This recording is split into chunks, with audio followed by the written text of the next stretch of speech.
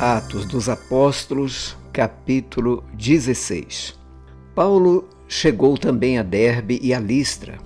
Havia ali um discípulo chamado Timóteo, filho de uma judia crente, mas de pai grego. Os irmãos em Listra e Icônio davam bom testemunho dele. Paulo queria que Timóteo fosse em sua companhia e, por isso, circuncidou por causa dos judeus daqueles lugares, pois todos sabiam que o pai dele era grego. Ao passar pelas cidades, entregavam aos irmãos as decisões tomadas pelos apóstolos e presbíteros de Jerusalém para que as observassem. Assim, as igrejas eram fortalecidas na fé e dia a dia aumentavam em número.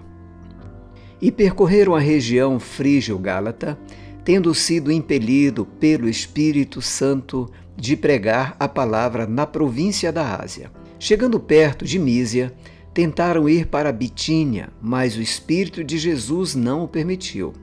E tendo contornado Mísia, foram a Troade. À noite, Paulo teve uma visão na qual um homem da Macedônia estava em pé e lhe rogava, dizendo: passe a Macedônia e ajude-nos. Assim que Paulo teve a visão, imediatamente procuramos partir para aquele destino, concluindo que Deus nos havia chamado para lhes anunciar o Evangelho. Tendo, pois, navegado de Troade, fomos diretamente para Samotrácia e no dia seguinte a Neápolis. Dali fomos a Filipos, cidade da Macedônia, primeira do distrito e colônia romana. Nesta cidade permanecemos alguns dias. No sábado, saímos da cidade para a beira do rio, onde nos pareceu haver um lugar de oração. E, assentando-nos, falamos às mulheres que haviam se reunido ali. Certa mulher, chamada Lídia, da cidade de Tiatira, vendedora de púrpura, temente a Deus, nos escutava. O Senhor lhe abriu o coração para que estivesse atenta ao que Paulo dizia. Depois de ser batizada, ela e toda a sua casa nos fez este pedido: se julgam que eu sou fiel ao Senhor, venham ficar na minha casa. E nos constrangeu a isso.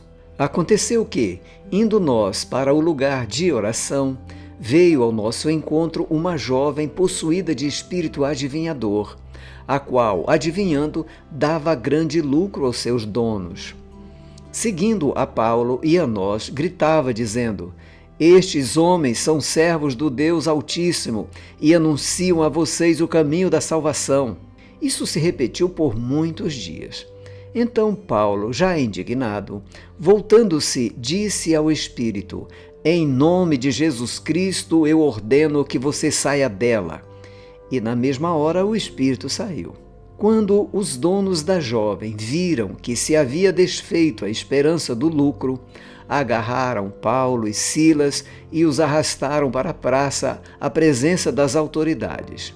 E, levando-os aos magistrados, disseram: estes homens, sendo judeus, perturbam a nossa cidade, propagando costumes que não podemos aceitar, nem praticar, porque somos romanos. Então a multidão se levantou unida contra eles e os magistrados, rasgando-lhes as roupas, mandaram açoitá-los com varas.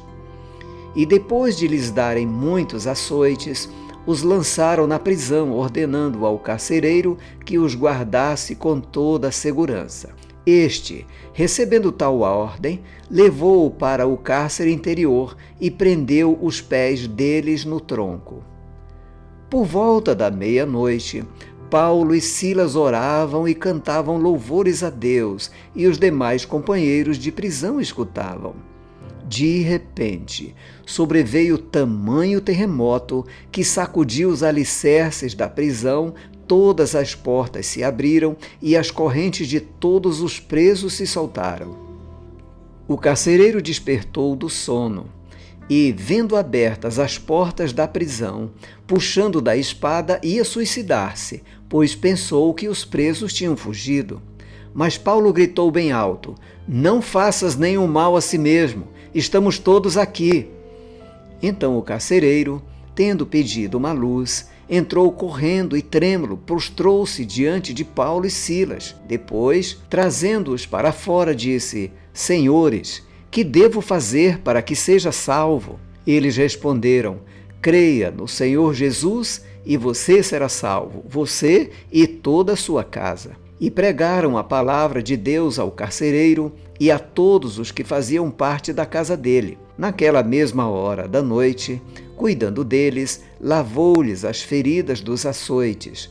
Logo a seguir, ele e todos os membros da casa dele foram batizados. Então, levando-os para a sua própria casa, deu-lhes de comer e, com todos os seus, manifestava grande alegria por ter crido em Deus. Quando amanheceu, os magistrados enviaram oficiais de justiça com a seguinte ordem para o carcereiro: ponha aqueles homens em liberdade. Então o carcereiro comunicou isso a Paulo, dizendo: os magistrados ordenaram que vocês fossem postos em liberdade. Portanto, vocês podem sair. Vão em paz. Paulo, porém, lhes disse: sem ter havido processo formal contra nós, nos açoitaram publicamente e nos jogaram na cadeia, sendo nós cidadãos romanos. Querem agora nos mandar embora, sem maior alarde? Nada disso. Pelo contrário, que eles venham e, pessoalmente, nos ponham em liberdade. Os oficiais de justiça comunicaram isso aos magistrados. Quando estes souberam que Paulo e Silas eram cidadãos romanos, ficaram com medo.